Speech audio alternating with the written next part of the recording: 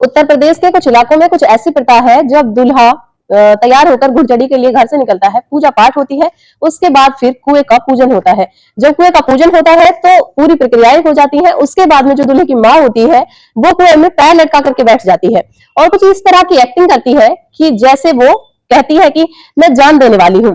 तभी दूल्हा कहता है, बाकी सब महिलाएं ठहाके मारकर हंस रही होती है। तब दूल्हा कहता है कि माँ ऐसा कुछ मत करो, मैं तुम्हारे लिए लाल बहू लेकर आऊंगा। माँ जैसे ये बात सुनती है तब अपने बेटे को पुचकारती हुई कहती है कि जा बेटा, मेरे लिए लाल बहू लेकर आ।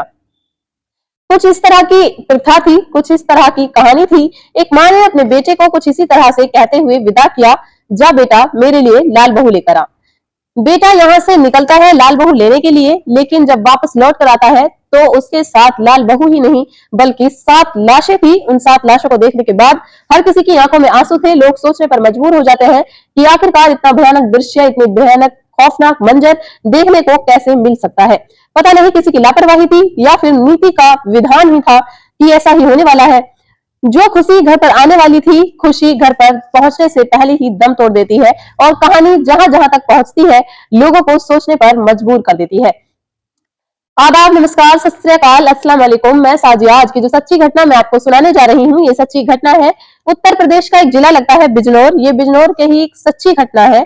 हरिद्वार काशीपुर नेशनल हाईवे 74, इसके बीच में धामपुर जगह लगती है। 15 नवंबर 2024 की रात को लगभग 2 बजे के आसपास के वाकया है। क्रेटा कार में सवार 2 लड़के होते हैं। एक लड़के का नाम सोहेल अलवी होता है, दूसरे का नाम अमन होता है।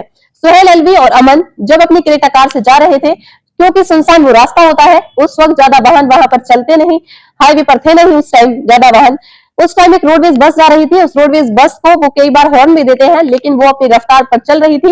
इसी बीच में उनको लगता है कि क्यों ना इससे ओवरटेक करके आगे निकला जाए, क्योंकि वो शायद अपनी स्पीड से धीरे चल रही थी। इसी बीच में उन्होंने अपनी रफ्तार, अपनी क्रेटा कार की रफ्तार इतनी तेज आगे बढ़ाई कि वो समझ नहीं पाया था कि आगे कोई वाहन भी चल रहा था। दरअसल आगे एक ऑटो चल रहा था, एक टेम्पो चल रहा था। उस टेम्पो को चलते हुए उसने पीछे से क्रेटा कार ने जो टक्कर मारी है, उससे ओवरटेक करते हुए उस टक्कर का किसी ने अंदाजा भी नहीं लगाया था। रोडवेज बस के अंदर जितने भी बैठे हुए लोग थे, सभी के मुंह से आह की आवाज निकलती है, ये क्या हो गया। इसी बीच में क्रेटा कार से जैसे ही वो टेम्पो टकराता है, ट्रक टकराने के बाद लगभग 50 मीटर दूर तक वो टेम्पो ऐसे ही लुढ़कता हुआ दूर तक पहुंच जाता है। उसके अंदर जितने भी मुसाफिर थे वो सब के सब बीच में फंस जाते हैं। जब धमाका बहुत तेज होता है, जो धमाका होता है, क्रेटा कार उस धमाके की चपेट में आ जाती है। क्रेटा कार से वो दूर जाकर गिरते हैं। इसी बीच में जो राहगीर इधर उधर से गुजर रहे थे जल्दी से रुकते हैं। रुकने के बाद देखते हैं, सबसे पहले नजर पहुंचती है उस क्रेटा कार पर। क्रेटा कार के अंदर बैठे हुए दोनों लड़कों की नब्ज टटोली जाती है। देखा जाता है तो वो शायद घायल अवस्था में थे, उनकी नब्ज चल रही थी। तुरंत उन्हें 108 एम्बुलेंस को बुलाकर पुलिस को फोन किया जाता है। पुलिस भी मौके पर वहां पहुंच जाती है। हाईवे की जो पेट्रोलिंग पुलिस होती है वो भी मौके पर वहां पहुंच जाती है। घटनास्थल पर सैकड़ों वाहनों का जमघट लग जाता है। लोग देखने लगते हैं। देखते क्या है, जो टेम्पो होता है, टेम्पो के अंदर दूल्हा बैठा हुआ है, दुल्हन बैठी हुई है, बाकी लोग बैठे हुए हैं। जब सभी के हाथों की नब्ज को देखने की कोशिश की जा रही थी, गिनती की जाती है, उसके अंदर 7 लोग बैठे हुए थे। सातों के सातों ने दम तोड़ दिया था, सातों के साथ मर चुके थे। थोड़ी ही देर में ये घटनाक्रम सोशल मीडिया पर तैरने लगता है, वायरल होने लगता है और जहां जहां तक ये घटनाक्रम की गूंज फैली थी, लोग सोचने पर मजबूर हो जाते हैं। दरअसल ये कहानी शुरू होती है आज से 15 साल पहले। यूपी के बिजनौर के धामपुर का एक गांव लगता है तीवड़ी। यही का रहने वाला एक व्यक्ति होता है जिसका नाम खुर्शीद अंसारी होता है, जो कि दिल्ली में रहकर मजदूरी किया करता था, ठेला चलाता था, मेहनती काम करता था, कभी कबाड़े का काम करता था, वो अलग अलग काम करता था। एक दिन उसकी मुलाकात दिल्ली में ही झारखंड प्रदेश के जिला मधेपुरा के गांव फरोहाबाद का रहने वाला एक व्यक्ति जिसका नाम अलीमुद्दीन होता है, उससे उसकी मुलाकात हो जाती है। जब धीरे धीरे इनकी मुलाकात होती है, खुर्शीद जो अंसारी होते हैं, अलीमुद्दीन की और खुर्शीद अंसारी की दोस्ती हो जाती है, इनकी दोस्ती गहरी हो जाती है। इसके बाद इनके किसी न किसी फंक्शन में आना जाना ये सब चलता रहता था। इसी बीच में जब वक्त आगे बढ़ जाता है, तभी खुर्शीद अंसारी ने कहा कि उसकी 2 बेटियां हैं और 4 बेटे हैं। अगर तुम्हें कोई ऐतराज ना हो तो मैं अपनी इस दोस्ती को रिश्ते में बदलना चाहता हूँ, क्योंकि दोस्ती अगर रिश्तेदारी में बदल जाए तो हमेशा हमेशा के लिए आना जाना चलता रहेगा और ये फिर रिश्ते और भी ज्यादा मजबूत हो जाएंगे। कुछ इसी तरह की इच्छा जाहिर की थी खुर्शीद अंसारी ने अलीमुद्दीन से, जो कि झारखंड प्रदेश के जिला मधेपुरा का जो थाना देवघर लगता है, उसी का गांव लगता है फरोहाबाद। जब उसे इच्छा जाहिर की तो साल 2023 में इसका एक बेटा होता है जिसका नाम विशाल होता है। ये विशाल के लिए कहता है कि अगर तुमको ऐतराज ना हो तो मैं अपने बेटे की तुम्हारी बेटी यानी कि खुशी से शादी करना चाहता हूँ। अगर तुम्हें कोई ऐतराज ना हो तो ये कर सकते हैं। जब साल 2023 में इस बात की तैयारी हो जाती है, कहते हैं कि हमें कोई दिक्कत नहीं है, कोई परेशानी नहीं है। परिवार की सहमति के बाद इन दोनों का रिश्ता तय हो जाता है और ये तय होती है। जो विशाल होता है वो कहता है कि मैं बारात लेकर झारखंड नहीं जाऊंगा, बल्कि मुझे दिल्ली ही आना है। अपनी बेटी को आप दिल्ली से विदा कर सकते हैं। जब बार बार विशाल इस बात को कह रहा था तो बाकी लोग, खासकर उस लड़की के नाना जिसका नाम आलम होता है, वो कहते हैं कि हमारे भी अपने गांव है, हमारे भी अपने लोग हैं, हमारे भी रिश्तेदार है, पड़ोसी है। हम भी जब दूसरों की बहन बेटियों की शादी में जाते हैं तो फिर वो भी हमारे यहाँ पर आएंगे। अगर बेटी को दिल्ली से विदा किया तो लोग तरह तरह की बातें करेंगे, क्यों ना बारात लेकर सीधा झारखंड आ जाओ। इस बहाने से आप झारखंड भी देखने का आपको मौका मिल जाएगा। जब ये बात आती है तो तारीख तय हो जाती है। 13 नवंबर 2024 की तारीख तय होती है। कहते हैं कि इस तारीख को निकाह करेंगे और आप आ जाना। क्योंकि परिवार बहुत ही सामान्य किस्म का है, मेहनत मजदूरी करने वाले लोग हैं, इसलिए उन्होंने तय किया कि हम लोग ज्यादा लोग नहीं आएंगे, बहुत ही मुख्तसर यानी कि बहुत ही कम लोग वहां जाएंगे। और कम लोगों में एक दूल्हा होता है जिसका नाम विशाल अहमद होता है। उम्र उसकी 25 साल के आसपास होती है। उसके अब्बू जिनका नाम खुर्शीद अंसारी होता है, जिनकी 65 साल के आसपास उम्र होती है। उनके मौसा यानी खाले होते हैं मुमताज, जिनकी उम्र 40 के आसपास होती है। मौसी यानी कि खाला, जिनकी उम्र नाम रुबिया होता है और उम्र उनकी 35 साल के आसपास होती है। हालांकि ये रहने वाले जो बिजनौर जिले का थाना हल्दौर लगता है, उसका गांव खारी लगता है। ये मूल निवासी तो खारी के होते हैं। इनकी जो खाला खालू होते हैं, बाकी ये रहने लगते हैं मुस्तफाबाद में और वहां पर्स वगैरह सिलने का काम करते हैं। ये भी शामिल हो जाते हैं। साथ ही जो खलेरी बहन होती है यानी कि जो मौसी की लड़की होती है जिसका नाम बुशरा होता है, उम्र उसकी 10 साल के आसपास होती है। महज ये 5 लोग घर से निकलते हैं उस दुल्हन को लेने के लिए। चंद लोगों को जाना था। उसके बाद फिर वापस आकर यहाँ पर इन्होंने दावत वलीमा का प्रोग्राम रखा हुआ था, रिसेप्शन का प्रोग्राम रखा हुआ था, उनकी तैयारी चल रही थी। बाकी सब लोगों से कहा जाता है कि आप रिसेप्शन की तैयारी करें और हम दुल्हन को लेकर आते हैं।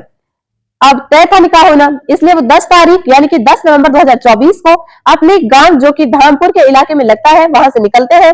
और वहां से निकलने के बाद तीवड़ी से सीधा मुरादाबाद पहुंचते हैं और मुरादाबाद से ट्रेन पकड़ते हैं। ट्रेन से सीधा झारखंड के मधेपुरा में पहुंच जाते हैं और वहां पर उनका भव्य स्वागत होता है। धूमधाम से शादी होती है, आसपास के लोगों को बुलाया जाता है। 13 नवंबर की जो तारीख थी वो पूरा हो जाता है। उसके बाद में जो उनकी ट्रेन थी वापसी की, वो 14 नवंबर 2024 की थी। ट्रेन जब वहां से चलने की तैयारी होती है तो कई घंटों तक ट्रेन लेट हो जाती है। अब ट्रेन जब लेट हो जाती है तो ट्रेन को आना था जो कि 15 नवंबर 2024 की दोपहर लगभग 12 या 1 बजे के आसपास से आना था। वो ट्रेन कम से कम 10-11 घंटा लेट हो जाती है। इसलिए 15 नवंबर 2024 की रात लगभग 12 बजे के आसपास वो ट्रेन पहुंच जाती है यह मुरादाबाद के रेलवे स्टेशन पर। उस वक्त स्टेशन पर दूल्हा दुल्हन, साथ ही दुल्हन के पिता होते हैं, उनकी खाला खालू और साथ ही उनकी बहन होती है। कुल मिलाकर अब ये पहले यहाँ से गए थे 5 लोग, जब वापस लौट कर आते हैं तो 6 लोग हो जाते हैं। लेकिन इन्होंने मुरादाबाद से घर आने के लिए अपना कोई वाहन, अपनी कोई गाड़ी नहीं की थी, क्योंकि सामान्य परिवार के लोग थे। इसलिए इंतजार करने लगते हैं कि क्या इतनी दूर के लिए पैसे खर्च करेंगे, क्या इतनी दूर के लिए कार करी जाएगी। इसलिए ऐसा वाहन ढूंढ लेते हैं, ऐसी गाड़ी ढूंढ लेते हैं, कोई ऑटो ढूंढ लेते हैं। और इन्होंने वाहन ढूंढा था टेम्पो, और टेम्पो के लिए लगातार वहां खड़ा हो जाता है।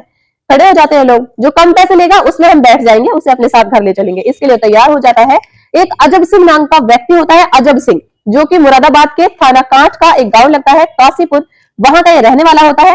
65 किलोमीटर के बारे में बताया जाता है कि हमारा गांव यहाँ से लगभग 65 किलोमीटर के आसपास है, क्या तुम चलना चाहोगे। वो कहता है कि हम तो मेहनत मजदूरी करने वाले आदमी है साहब, कोई दिक्कत नहीं है। जबकि ई रिक्शा हो या फिर टेम्पो हो, ये तो लोकल में घूमने के लिए होते हैं। लेकिन उसे कुछ ज्यादा पैसे मिलने वाले थे, शायद इसलिए उसने हाँ कर दी। अजब सिंह अपने साथ दूल्हा दुल्हन सहित बाकी टोटल मिलाकर 7 लोग होते हैं उस टेम्पो में। वो बैठ जाते हैं। टेम्पो अपनी रफ्तार, जो कि उसकी स्पीड होती है 60 से कम शायद उसकी स्पीड थी, ऐसा बताया जा रहा है। वो अपने आराम से चल रहा था, इत्मीनान से चल रहा था। बातचीत कर रहे थे, बीच बीच में घर से भी फोन आ रहे थे कि अब कहाँ हो, अब कितनी देर में आओगे, कितनी देर में आने वाले हो। जैसे ही अपने गांव से 9 किलोमीटर पहले वो पहुंचते हैं, ये नेशनल हाईवे होता है, नेशनल हाईवे NH 74 धामपुर के आसपास के वाकया था। अभी गांव 9 किलोमीटर दूर था। इसी बीच में पीछे से बहुत बेइंतहा तेजी की रफ्तार पर बताया जा रहा है कि उसकी रफ्तार शायद 150 से ऊपर हो चुकी थी। इसलिए जैसे ही उसने क्रेटा कार ने उस रोडवेज बस को ओवरटेक किया तो सामने जो टेम्पो था उसमें जोरदार टक्कर लग जाती है। इतनी भयानक, खौफनाक, इतनी डरावनी टक्कर होती है जिसकी किसी ने कल्पना भी नहीं की थी। इस बीच में जो बसों में बैठे लोग सो रहे थे, कुछ लोग जाग रहे थे।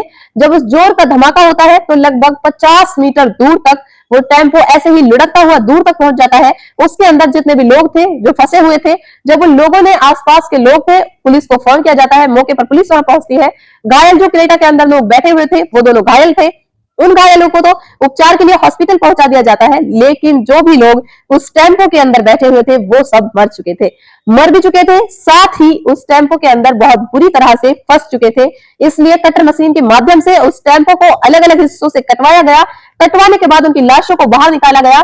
जब लाशों को बाहर निकाला जाता है, उनकी तलाशी ली जाती है, तो तलाशी लेने के बाद पता चलता है कि इनके आधार कार्ड जो होते हैं, उन आधार कार्ड पर एक मरने वाला दूल्हा जिसका नाम विशाल होता है, उसके पिता खुर्शीद अंसारी होते हैं, उसके मौसा मुमताज और रुबीना जो उसकी मौसी होती है, बहन उसकी बुशरा होती है जो खलीरी बहन होती है, खुशी यानी कि उसकी दुल्हन होती है, अजब सिंह जो कि ड्राइवर होता है।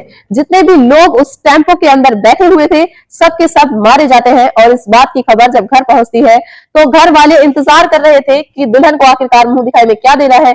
और अगले ही दिन दावत वलीमा का प्रोग्राम था, उसमें किस किस को बुलाना है। जो आसपास के घरों की महिलाएं थी, आसपास के रिश्तेदार थे, उन लोगों ने ये तय कर रखा था कि जब दुल्हन को देखने जाएंगे तो मुंह दिखाई में ये देंगे। लेकिन जैसे ही पोस्टमार्टम के पास दुल्हा दुल्हन और उसके परिवार के लोग पहुंचते हैं, यानी कि 7 लाशों की खबर सुनने के बाद पूरे इलाके में सनसनी फैल जाती है। वो सोचने पर मजबूर हो जाते हैं कि कोई कोई लोग कैसी कैसी किस्मत लेकर आते हैं। 15 साल पुरानी जो दोस्ती होती है झारखंड के उस व्यक्ति से, उस दोस्ती की मिसाल बनाना चाहता था, उस रिश्तेदारी में उसे बदलना चाहता था।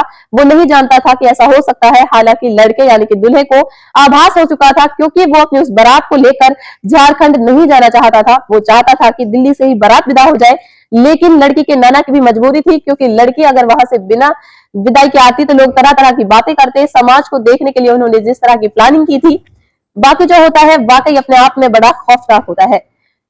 पुलिस इस मामले की इन्वेस्टिगेशन में जुट जाती है, साथ ही जिसकी गलती होगी उसके खिलाफ कार्रवाई होगी। उधर जब बात है उत्तर प्रदेश के मुख्यमंत्री योगी आदित्यनाथ तक पहुंचती है तो वो इस मामले में ट्वीट करते हैं और परिवार के प्रति गहरी संवेदना व्यक्त करते हैं। साथ ही ये भी भरोसा दिलाया जाता है कि परिवार की आर्थिक मदद भी की जाएगी, जो भी संभव हो सकेगा। दोस्तों, इस पूरे घटनाक्रम को सुनाने का उद्देश्य किसी को परेशान करना नहीं है, किसी का दिल दुखाना नहीं है, बल्कि आपको सचेत करना है, आपको जागरूक करना है। वो लड़का जो अपनी माँ से कहकर निकला था कि मैं लाल बहू लेने के लिए जा रहा हूँ, वो शायद ही क्या कभी लौट कर आएगा ही नहीं। जिस रूप में वो आया था, और जहां लोग चले जाते हैं वहां से कोई लौट कर वापस आता ही नहीं है। तो दोस्तों, इससे हमें एक बहुत बड़ी सीख मिलती है कि सड़क पर हमें बहुत सावधानी के साथ, बहुत ध्यान के साथ चलना चाहिए, वाहनों को तेज नहीं चलाना चाहिए। आजकल का जो क्रेज है, मोस्टली जो युवा लोग हैं उनमें बहुत ज्यादा क्रेज है हाई स्पीड पे वाहनों को चलाने का। तो प्लीज अपने आप पर ध्यान दीजिए, अपनों के लिए सोचिए, अपने लिए सोचिए। तो जाते जाते मैं उन सभी लोगों का धन्यवाद करना चाहूंगी जिन्होंने मेरे चैनल को सब्सक्राइब किया है, जो मुझे इतना सपोर्ट कर रहे हैं। नेक्स्ट वीडियो में मैं सभी के कमेंट्स को रीड आउट करने वाली हूँ, तो अपना नाम जरूर लिखिएगा कमेंट बॉक्स में, मैं आपका नाम लूंगी नेक्स्ट वीडियो में। तो जब तक मिलते हैं नेक्स्ट वीडियो में, तब तक के लिए अपना ध्यान रखें, अपनों का ध्यान रखें। जय हिंद, जय भारत।